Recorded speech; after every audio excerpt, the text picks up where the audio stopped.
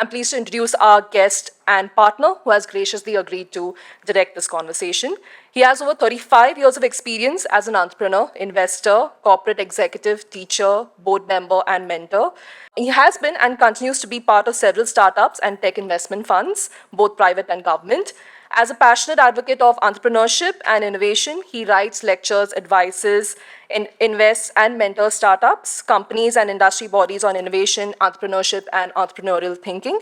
He's a co-founder of Network of Indian Cultural Enterprises, that's NICEorg, that aims to create an ecosystem for nurturing and growing successful Indian cultural enterprises. He's also co-authored India's first policy brief on catalyzing cultural entrepreneurship in India, written and spoken extensively on using cultural entrepreneurship to generate livelihoods, create wealth, and build brand India. Please give a warm welcome to Sanjay Anandaram. So thanks a lot for that introduction. My mother would have been very proud. It was very generous.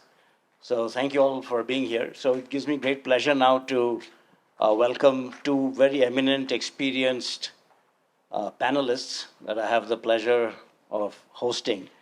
And as the least qualified member of this panel, I have the luxury of asking questions that might sound ignorant, but hopefully will be informative and educational. So may I please invite Ms. Aparna Uppaluri and Neelam Chhiber on stage. Thank you very much. And so I have the easy job of asking the question and sitting back and waiting for all the insights and wisdom to flow. So we've talked about, and thank you, Mr. Chatterjee, for providing the context for all of this, about the difficulty of trying to figure out how many artisans or craftspeople there are, what it contributes to the economy. You need to look at them, therefore, as not just numbers, but as people whose lives need to be transformed. And we find that in all of these situations, and there are all kinds of data points. India is the world's largest producer of handmade. Yet, from an international, global perspective, the amount of business that we generate, and therefore the trickle-down effect onto the artisans who actually create this isn't much to write home about. 3,000 plus craft forms, multiple craft clusters, very many large numbers, millions of people employed in the sector and so on. And the per capita monthly income is well below 5,000 rupees, right? Which is well below what the per capita of this country is. So clearly there are problems, right? And Professor Chatterjee has clearly talked about many of them. However, let me posit another view. When we talk of cultural economy, when we talk of business of handmade, we talk about culture, community, and capital, it seems to me that a lot of our focus is more on the culture part, more on the handmade part, less on the business, less on the economic part. And therefore, I thought it would be useful for us to hear from you, since you've been deeply involved in this, about how do you think one should be looking at this from the standpoint of the economic part, the business part? How does one look at policy, what has worked, what hasn't worked, and how does one create these branded businesses, given your own experiences? I'll start with you, Neelam. Thank you. This is working, right? Yeah. Okay, great. So I was a student at NID when Mr. Chatterjee was its two-time director. Yeah, I was there through the initial stint, and then the 1 year I spent 6 years in NID. Right? Yeah.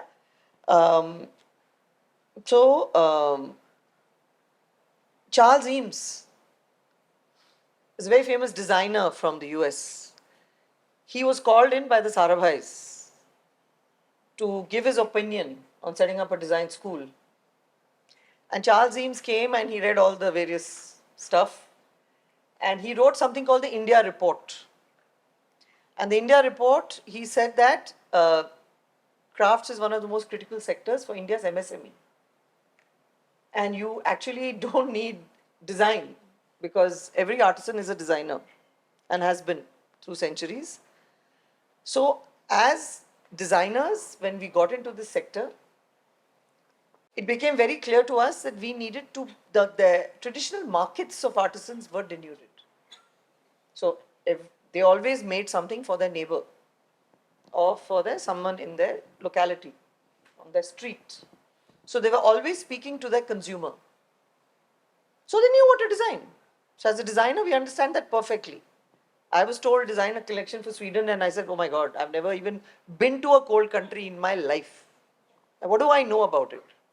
So there was this huge need, and there is always this huge need in businesses to be a link between producers and consumers.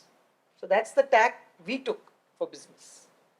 And obviously, having been brought up in the whole ecosystem that, and the whole way of thinking that Mr. Chatterjee has already alluded to, we always went to the root of the issue, which is who owns the stuff. So in modern day business, this whole thing of IP is that look at our fashion industry. Look at India's fashion industry. It's there in Milan, it's there in Paris, it's on the catwalks. What's it built on? It's built on the artisan. It's built on culture. But what is the artisan getting? Where is the artisan's IP return?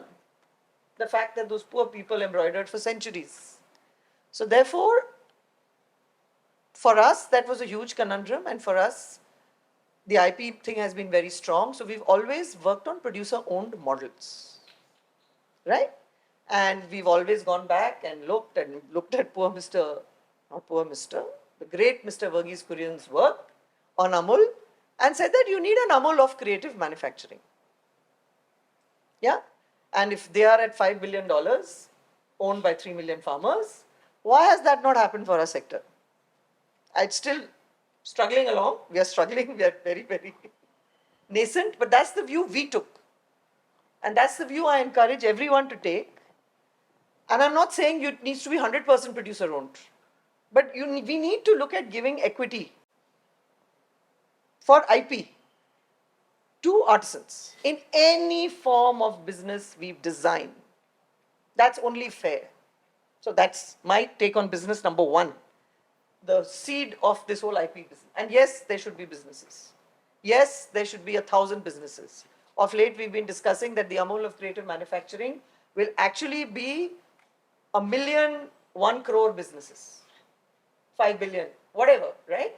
But let's talk about them getting something of the IP also in the new model, right? I will come to Export Promotion Council of Handicrafts. I've been a very active member. I've gone for all the trade shows with a lot of EPCH customers. I met a builder in Bangalore who was building houses and villas in Moradabad. I said, why Moradabad? He said, Moradabad is so rich. He said, you know the largest number of helicopter applications in the country are from Moradabad. He told me this 15 years ago. And I said, why? He said, every exporter comes from all over the world, importer, gets down in Delhi and wants to take a helicopter to Moradabad because the roads are so bad. So that's the kind of money private entrepreneurs have made in the craft sector in this country. So we just need to give a little bit back and build more blended models. So I'm a great proponent of blended finance. When you design your business models, We'll come to the finance part I'm done. because you can be. I'll stop. Because that will be one big thing. So I just want to add to what you said, rather point out a couple of other things. You talked about intellectual property being critical and producers need to own all of it. But if you just all of it, some of it. some of it. But if you take, let's say, Amul as an example, right? So Amul is a brand. Amul has modern management practices, has brought in a lot of technology, and so on, right? Creative distribution channels, partnerships, a host of things.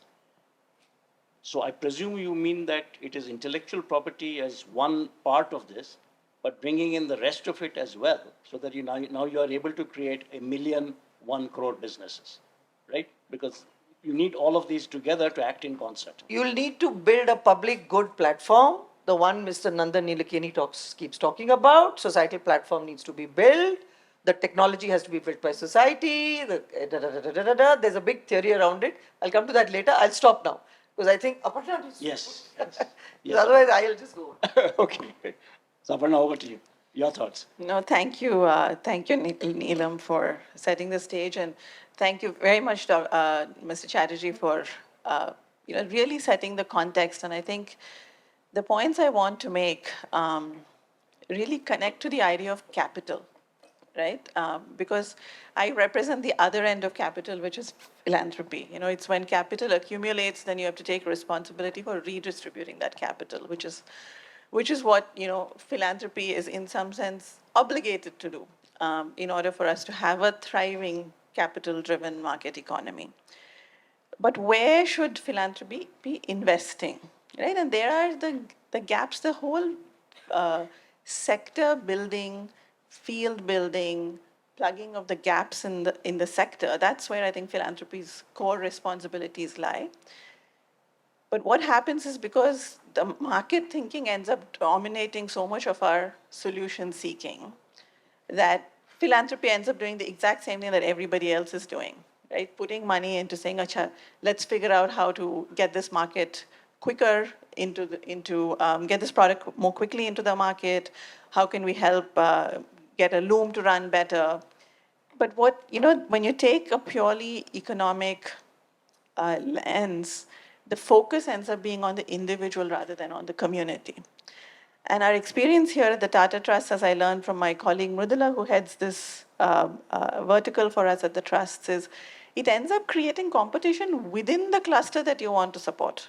And then it actually challenges the community cohesiveness. But crafts thrive on community cohesiveness, not on communities breaking down and competing within the community, right? So a purely market-driven model that creates competition within the artisan community is not what we're looking to do. But what's the solution, right? And I think we're still so early in this game that what philanthropy needs to do is invest in finding what that solution could be. Like, we need to be funding work on developing methodologies, you know, the methodology on how do you count, how do you define, what are the gaps in, you know, ethnographic studies, anthropological studies. That's a whole field of work that is necessary in order for us to actually build that platform. What does a social good platform look like for this sector? And there's been no investment in that research. This is like the basic R&D that needs to go into actually understanding this sector, and that hasn't been done. So how do you start counting? How do you begin defining a metric that actually looks at community well-being, that actually gets built into and folded into what a development, like for example, we at the Tata Trust invested in something called a development impact bond for education. So could we look at something similar where impact bonds or share capital actually folds in some of these community well-being metrics? I think that's the gap where philanthropy really needs to step up. We're taking very baby steps, I would say, at the trusts. But I think these are the courageous steps that are needed when we need to grow a sector. And I think that boldness in philanthropy is something that's really missing, right? Because you tend to sort of just get co-opted by market logic.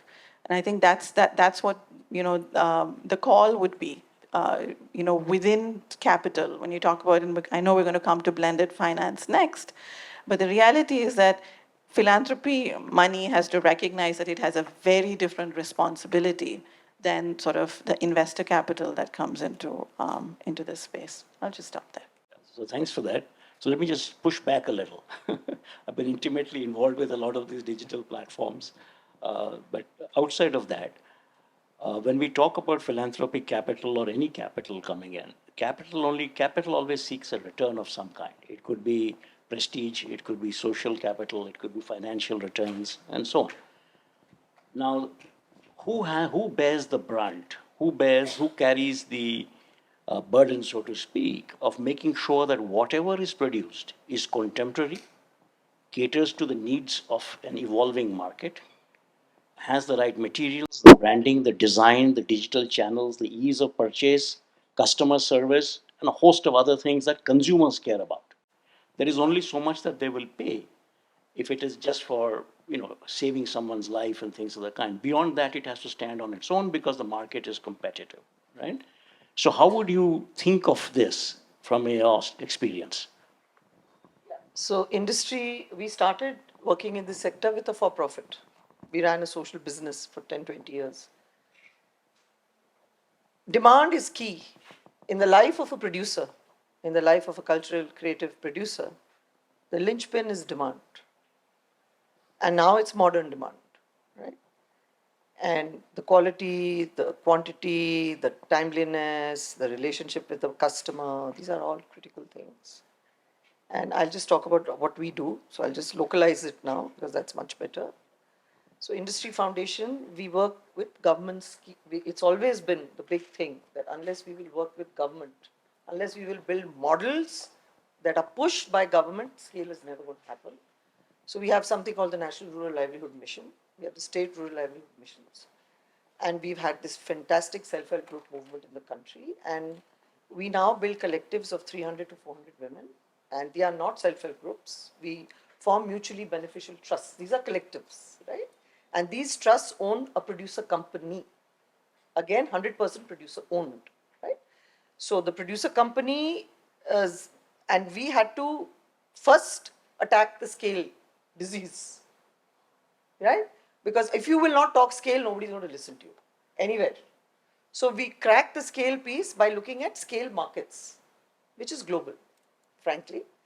So we've had the collective supply to one of the world's toughest customers, IKEA. Okay, 100,000 baskets in banana bark, same size, same shape, dehumidified, solar heated at 60 degrees, clearing all inspections.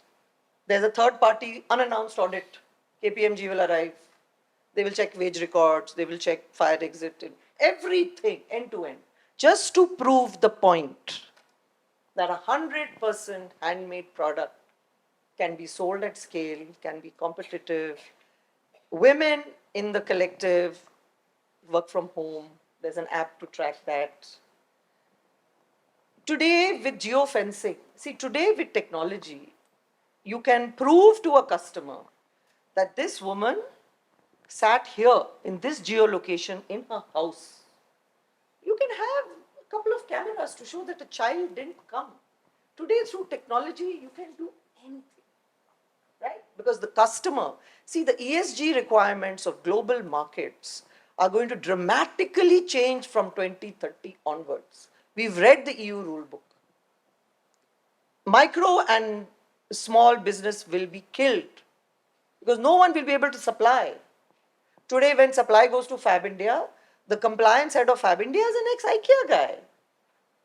If IKEA says, I want 2 supervisors on the line, Fab India says, I want to see 3 supervisors on the line. It's like that.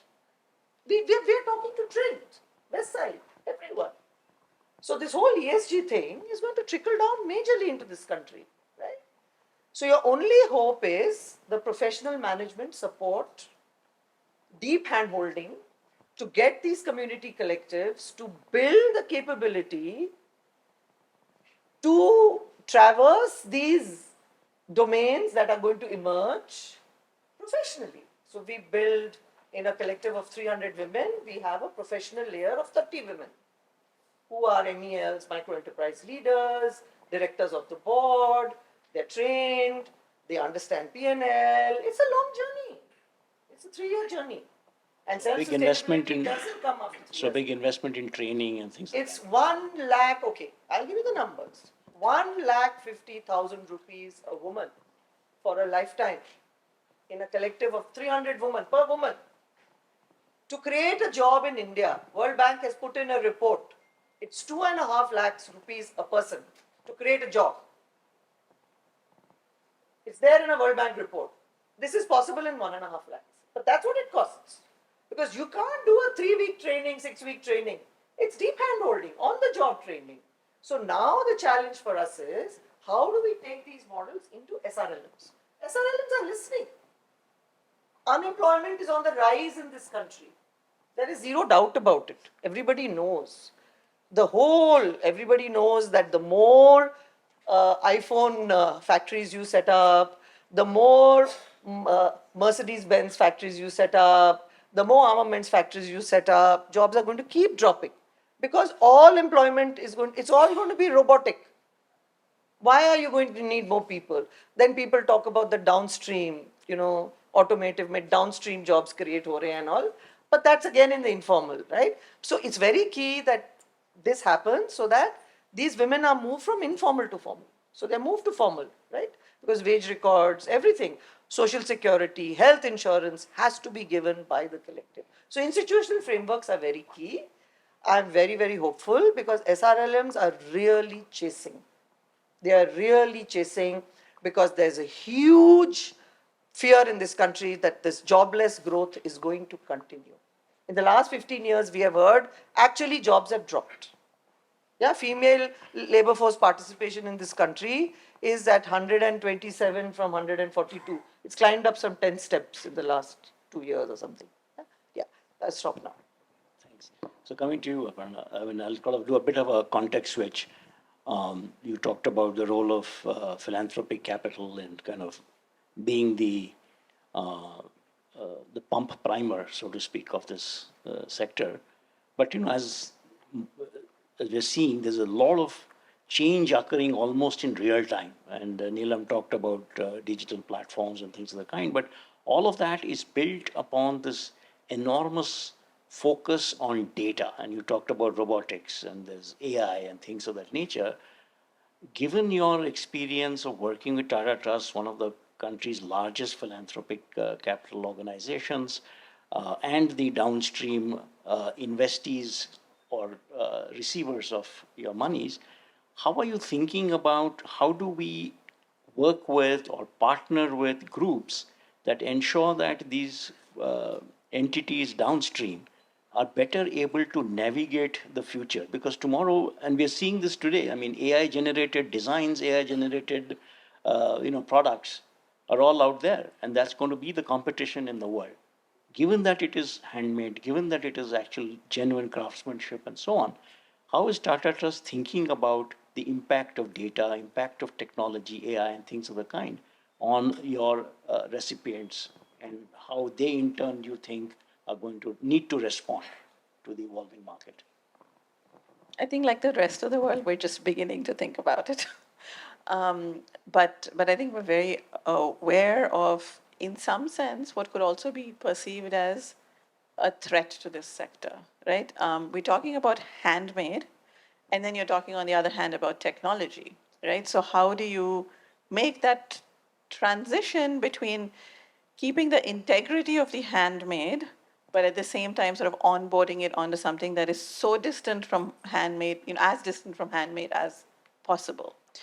So I mean, there are some innovations. TCS helped put this digital loom together, where there is a linkage between the handmade with sort of just programming the design, and but the work is being done by hand, etc. But the reality is, I think we really have to do that very basic ground turning work that we heard from Mr. Chatterjee about earlier around what does data mean in this sector. We don't even have a definition of what a data structure is. And I think that's quite sad, isn't it? Like if we say that this has to be data driven, we actually have to know what data it is that we need to collect. And so, and then you talk about contemporary sensibilities and, building out markets. And sometimes one wonders if there wasn't a better connect with markets a couple of decades ago for this sector than we have today, because there was at least a focus on, more tighter supply chains, better defined value chains. Contemporary sensibilities were better understood, in a sense, because you were not just talking about everything at the global level. Like, are we missing, the boat if we only think about the market at the global level, but not, at the local level? And I think that's going to become increasingly important with the climate sustainability conversation as well. So I think, the question on data is essential, it's core, but the challenge that we are facing, that the rest of the world is facing, is what does data mean? What are the ontologies that we need to be building out in order to collect the right set of data? And I think that's potentially where we might have to focus. Like maybe that's where the investment is needed, and we'll have to figure out who the right partners are to build out what those the data life cycle for the sector would look like. Like the old saying, right? In God we trust, but believe in data. So that's important. So because No one's seen either of them. yeah, because and India, in particular, data is something that we're very proud of not having any on anything, and we struggle with it pretty much all the time. So I think we're nearing the end of this session, but let me just again do another context switch, particularly given the topic of this conference as well as this panel coming to capital and finance, and which is a super critical area. And I'll start off with you, Neelam. Regenerative economy, innovative finance. You've experimented, tried multiple different models. You talked about producer-owned companies. Then, Aparna talked about impact bonds, and there are a variety of structures and instruments that one can use. Just talk to us a bit about what, in your opinion, is the role of finance and the different instruments, who can use it, when can it be used, and what works.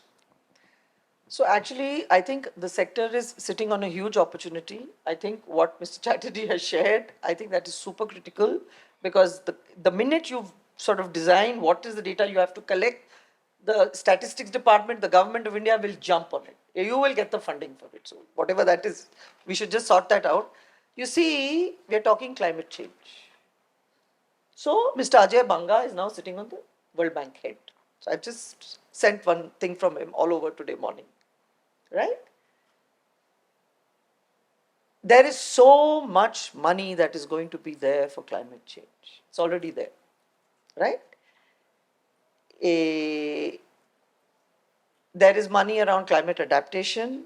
There is something called nature-based solutions. Crafts is sitting at the center of nature-based solution. At the dead center. It's a question of articulation. Okay? It's a question that climate adaptation requires economic resilience. We are creating economic resilience for the most vulnerable communities. So funding, I don't think is a problem. Going to be. It's going to be an articulation issue.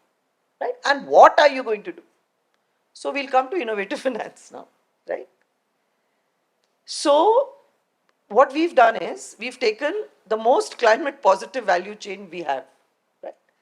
So all our value chains, we've had a lot of support from USAID, have been circular economy value chains. So it's just natural. We worked a lot in natural fibers over the years. And so it's just, so there's this banana bark value chain in Tamil Nadu. There is this biodegradable sal plates. Now they are buffet plates. It replaces single-use plastic. It can go all over the world. In India, right now, all the marketing is happening, 12 straight distribution is happening in chota dukans. Okay? So local market is very critical. Absolutely. Okay? Now craft is at various levels. There's craft as commodity and there's craft as unique. Both the ends of the spectrum are there. These are two very... So I am talking today about craft as commodity. I'm a great believer in craft as a very high value, very unique product. But when we are talking about 200 million people, we have to seriously think of craft as commodity but handmade. So that's the way we look at it. So these biodegradable leaf plates, the women are going to the forest, they're collecting the sal leaf, they're hand stitching. Their incomes are going up 10 times. Right? We are talking about bamboo. Now, it suddenly just happened that India doesn't have a single FSC certified bamboo plantation. Forest Stewardship Council bamboo plantation. Now, bamboo is the world's fastest, largest carbon sequestering plant on the planet. So, what is happening now is that we've raised a $15 million innovative finance instrument, which was seeded by USAID, to plant 2,500 acres of bamboo in Maharashtra. And it is going pretty well, right? 6.6 million of that is risk and outcome. So risk, it's a DIB. It's a development impact bond. The risk investment is coming from UBS Bridges. UBS has a $100 million climate bond. fund, whatever. This just going on and on and on. Global Affairs Canada has a $5.8 billion fund for climate adaptation. Climate. 80% of that money is for gender. Out of that 80%, 60% is for climate adaptation. 20% is for nature-based solutions. So, I think gradually what's going to be the problem is not the money. It's going to be how are you going to use the money? What is the methodology? And where I believe engaging with government schemes is going to be key. So bamboo and demand, like you said, whenever we talk about global demand, it is going to be India demand. Because Indian organized retail is just at 4% of retail. So India organized retail is going to keep growing. And organized retail is going to behave like global market. And then you've got obviously the informal market, which we'll come to later. That's a very difficult market, unless you're doing a commodity product, which will sell in temples and it will sell in volume. Handloom saris are really struggling in Indian local market because you can't make out, is this handloom or is it powerloom? Every time I buy a sari in a small town, I take it to my designer and say, handloom hai, powerloom hai. She says, this is powerloom. So that itself is the next issue which we have to sort out for this local market in saris and all. I'm sure it can be sorted out in due course. Yeah. So just saying that, so instrument design is very possible. So, and because the appetite to see scale is also increasing, even with philanthropy, it's increasing. That people are saying we want to see larger scale instruments, more impact, right? So, just to close on that $15 million instrument, 6.6 is risk and outcome, and the remaining 7.4 million is plain vanilla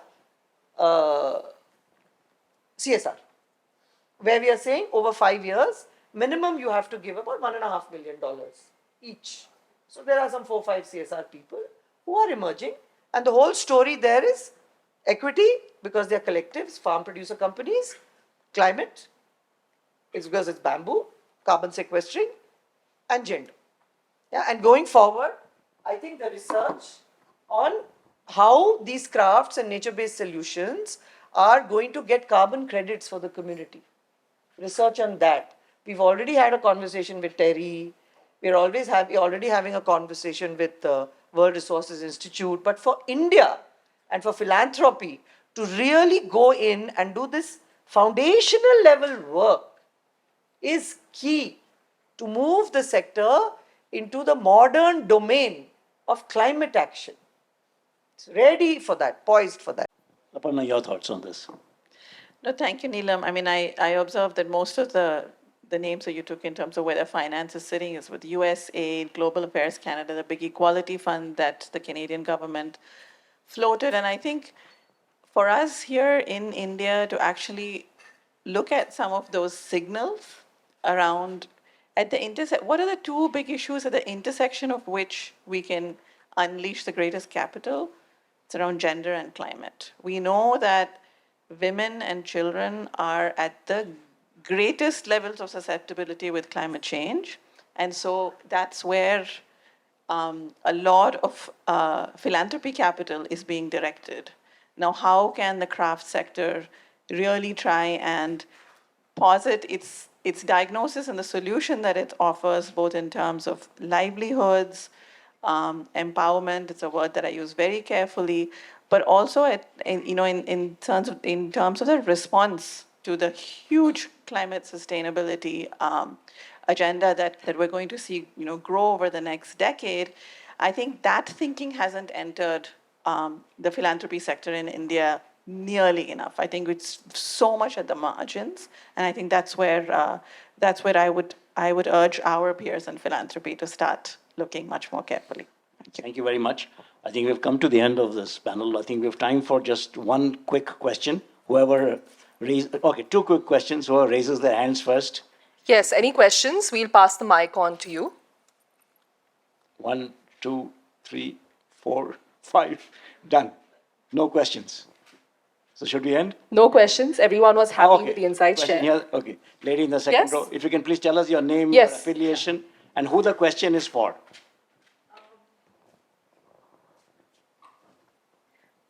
Good afternoon. Good morning, actually. We woke up really early, so it seems like afternoon. My name is Urvashi Kaur, and I'm a founder. My brand label is Urvashi Kaur, and I'm thankful for this experience.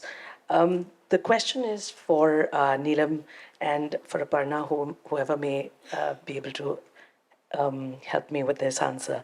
So, as an individual brand founder, my question was that how do we, I heard your the direction of the equity, the producer owned businesses, and for us, wanting to start and give back in some way. But how do we connect? How do we find the right partnerships and to help us navigate at that grassroots level, and to mentor us to really bring that change in our business models and value chains. Thank you. Individual owned business, how do you deal with all this? So there are huge needs for networks in this sector. Creative Dignity was a network that was set up in COVID. It's phenomenal. I really want to give a shout out to all the Creative Dignity volunteers here. I think there are many, right, in this room. But do get in touch with Creative Dignity, and it's a volunteer network. And definitely, a lot of connections happen within there. The very active WhatsApp group. There will be exposure to value chains. I feel very sorry that Dasra stopped its social leadership program. So Industree Foundation now runs a creative manufacturing leadership program called Region Earth. So, but I think there's a huge need for also these kind of programs, because I think small business with the ability to raise investment, the potential is phenomenal in this sector. But how do they get connected to the value chains that are more equitable? There is a huge dearth of those opportunities, and there is a huge need to keep growing that going forward. I completely agree. Yeah. Essentially, network like crazy. That's a simple answer, right? Okay, last question before we have to really call it. Hi, my name is Gaurav. I just have a question. I think, I want to understand what is your take on the role of design? Because I think you've largely skipped that. And I very strongly think, in my opinion, that design, I think, also is one of the spaces which is the way forward for everything what we're talking about. Because when you look at crafts largely, and if you actually also look at design schools, where it all starts from in an organized way. I personally think it's been very stale and static for last 40, 50, 60 years. Design is very, very, very critical. Please, after this session, speak to Mr. Jacob Matthew. He's sitting right there, right? So, and design has to think far beyond design, right? Creative Dignity, the backbone of Creative Dignity, some 100 young designers who are so concerned for this sector. Yeah. Right? So there's a huge role for design. Huge. But every designer needs to stop thinking of themselves as being the center of the universe. As a designer, I'm telling you, we are nothing without the producer. Yeah, that's all I'm saying. That's all. And design, I'm telling you, the success of everything we do is built on design. Very critical thing. Very critical. Yeah. Thank you. think, yeah, Thank you very sorry, much, yeah. Neelam. I just wanted to thank Neelam and Aparna for sharing your thoughts with us on this, and thank you all to the audience for being very patient. Thanks a lot.